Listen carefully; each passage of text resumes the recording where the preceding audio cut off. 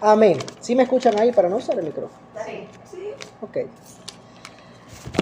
Bueno, mis hermanos, le doy gracias al Espíritu Santo primeramente, que es el autor y el consumador de esto. Él es el que permite y hace como Él quiere. Ha sido una semana de bendición. Para mí es un regocijo poder estar aquí parado. Toda la gloria se la debo al Espíritu Santo de Dios, mi familia, que es presente en todas las cosas que Dios ha venido haciendo en nuestra vida. Pero hoy el protagonista no soy yo. Hoy el protagonista es el Espíritu Santo. De Él es la gloria, de Él es la sabiduría, de Él es la revelación. Y dice la palabra que Él da por gracia, y por gracia nosotros también tenemos que dar. Amén. Desde esta plataforma ya hay un pueblo sediento y hambriento por una palabra. Dios conoce su mente, su corazón y lo que anhela en la profundidad. Amén. Así que hoy quiero traer una palabra que se llama llenos de toda la plenitud de Dios. Hoy voy a hablar de un tema bastante interesante y que es un mar de conocimientos. Pero quiero hablarle de un tema que no tiene nada que ver con la teología, no tiene nada que ver con la psicología, no tiene nada que ver con tapar huecos, sino que tiene que ver con el poder del Espíritu Santo que opera en usted y que opera en mí. Amén. Así que yo lo invito al libro de Juan capítulo 3, verso 34, para ir desmenuzando rápidamente esta enseñanza. Sí, por favor. Juan capítulo 3, verso 34. Amén. Juan 3, 34. Cuando usted lo tenga, usted me dice amén, amén, para estar ahí presente. Amén. Yo quiero que usted, amada iglesia, entienda algo, ¿verdad? Y es que Dios, en estos días el Señor ha tratado conmigo de que nosotros los hijos de Dios tenemos un potencial en Él muy, muy profundo. Y que por a veces el desconocimiento de lo que ya tenemos, seguimos orando por lo que ya Él nos ha entregado.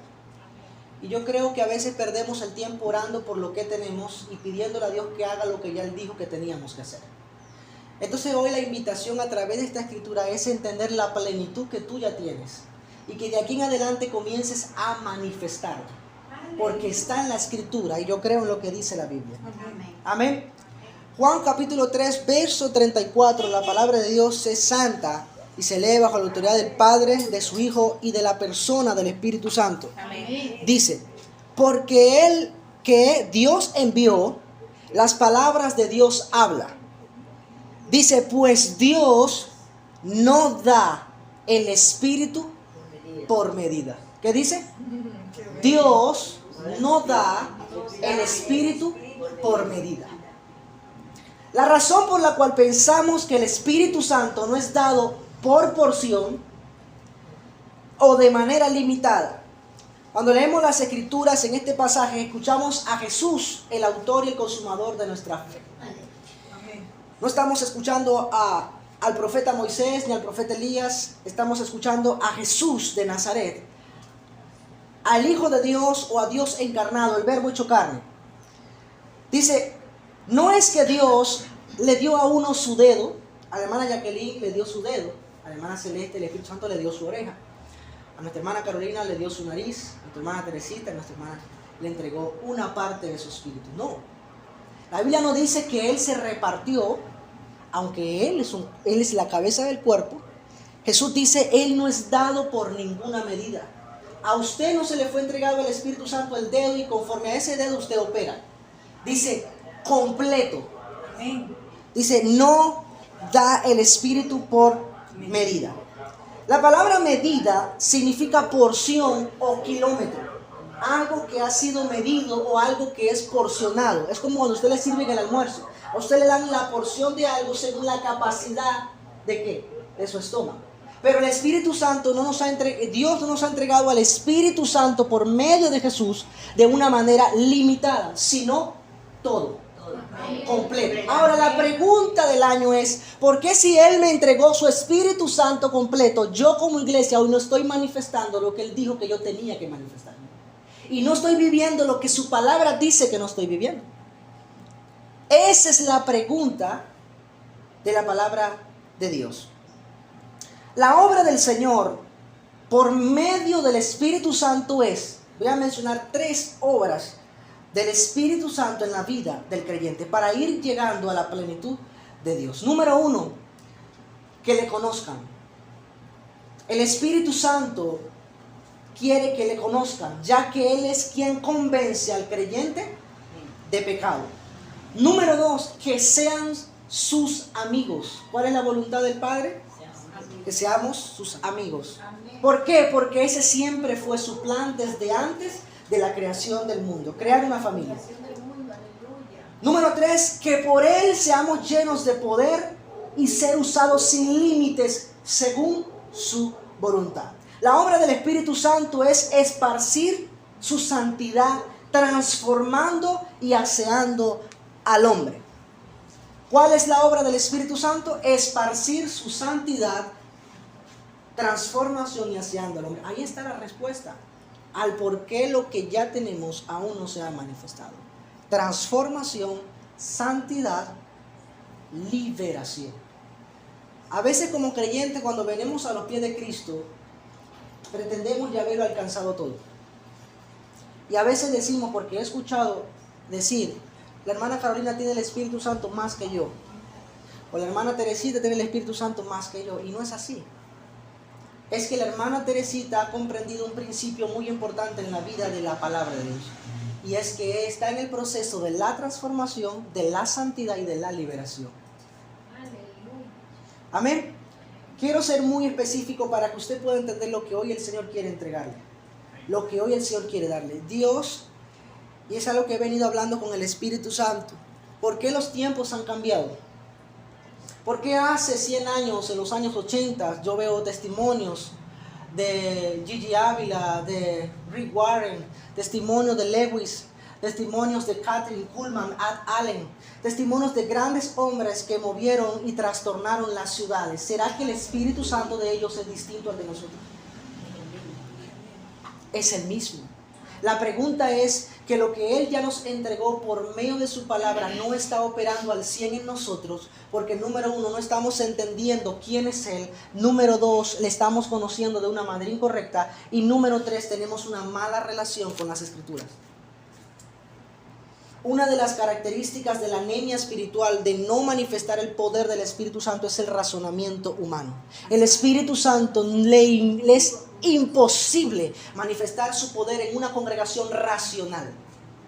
En un pueblo que todo lo piensa, todo lo duda, todo le cuesta creerlo. La palabra de Dios dice claramente que lo que es del Espíritu se manifiesta de la manera espiritual. Y dice que lo espiritual es ordenado a lo espiritual.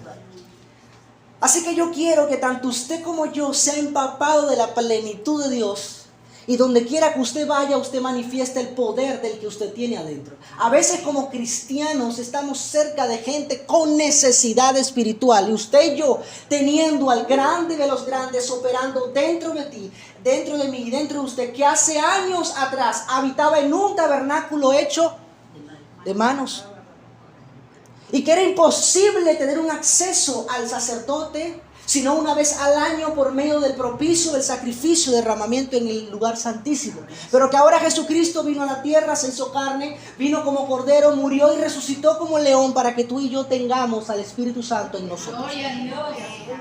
Entonces no te estoy hablando de una poción ni de una porción, te estoy hablando de la persona que hace operar esta iglesia y toda la iglesia de Cristo. Amén. Amén. En el libro de Ezequiel, capítulo 25. Vamos rápidamente al libro de Ezequiel, capítulo 25. Vamos a leer el versículo 26 y 27. Amén. 25. Ezequiel No hay 26, 27. 27, ya, me recapito. Ezequiel capítulo 26. 26, ya. 27. El 24 sí hay 24. Capítulo 25, 26. No. ¿Cómo pasó? 27, 3. No sé qué pasó. Bueno, Seguro me equivoqué allí, me emocioné tanto que me equivoqué. Eso pasa. ¿En cuál Ezequiel. 24 sí hay 26. No.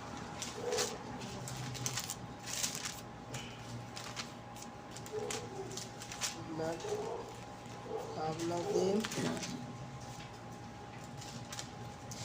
36. Gracias, Espíritu Santo. 26.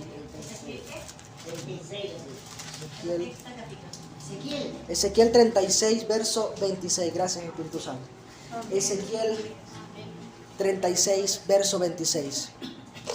Vamos a leer del 25 en adelante. Siempre pasa, me equivoqué ahí en esa parte, ya me disculparán. 36, 25. Estamos diciendo que la tercera cosa para que nosotros podamos ser llenos del Espíritu Santo, usados sin límites según su voluntad y según la plenitud, porque a veces decimos, Dios usa más a mi hermano que a mí, Dios usa más a mi tío que a mí, Dios usa al pastor más que a mí. No se trata de, primero, no es competencia.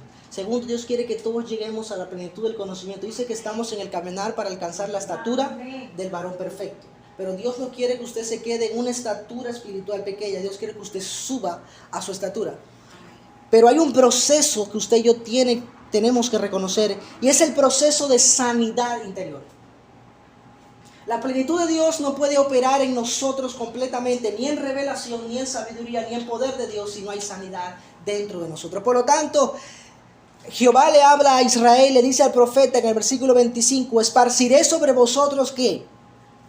Agua limpia, y seréis limpiados de todas vuestras inmundicias. ¿A quién le está hablando Jehová? Le está hablando al impío, le habla al pueblo. Le está hablando al sacerdote, al levita, a los que guardaban la Torá, a los que llevaban el arca del pacto. Le está hablando a un pueblo que ya está comprometido en su pacto. Dice, y de todos vuestros ídolos os limpiaré. ¿Y qué dice? Os daré un corazón nuevo y pondré espíritu nuevo dentro de vosotros y quitaré de vuestra carne el corazón de piedra y os daré un corazón de carne. Luego dice, después del proceso de la liberación, ¿qué viene? Versículo 27. Entonces, para poder operar en el poder del Espíritu Santo, tiene que haber un proceso de limpieza. Entonces, esta es la respuesta a miles de preguntas a nuestras oraciones. ¿Por qué no estoy operando? ¿Por qué no estoy escuchando? ¿Por qué no estoy entendiendo? ¿Por qué la revelación no baja? ¿Por qué en la iglesia cada vez que me monto en el altar no hay un mover como el que yo te he pedido, el que yo he deseado, para que tu pueblo sea llenado? Dios necesita, antes de derramar su espíritu, que nosotros seamos limpiados y lavados. Y esto no nos hace inmundos. ¿Por qué? Mi hermano, la religiosidad nos enseña algún principio que mata el poder de Dios en nosotros. Y es el siguiente: que nosotros, los cristianos, los hijos de Dios, no necesitamos ya, después de haber aceptado a Cristo, ser lavados y aseados. Yo he hablado con personas que me dicen, pero ¿cómo es eso? Que uno tiene que estar todo el tiempo ministrándose para que Dios transforme, si ya Él me hizo libre, porque Él lo hizo todo en la cruz del Calvario. Sí, Él lo hizo todo en la cruz del Calvario. Pero ese principio, dice la palabra, embota tu entendimiento y no deja que la reforma de Dios venga a tu espíritu. Porque el mismo Jesucristo de Nazaret se apartaba a lugares solos y desérticos y oraba. Y estoy seguro que cargado iba a la presencia del Padre para ser restaurado y sanado en su interior. Porque no siempre lo que Jesús veía era a su agrado. Sus discípulos eran incrédulos, a los que Él vino no le recibieron. Manifestaba su poder, algunos creían y otros se les olvidaban. Sanó a 10 leprosos, solo uno le fue a dar gracias.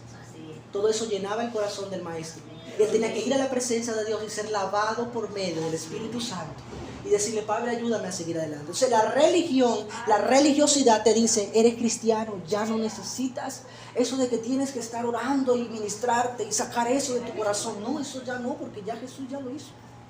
Falso.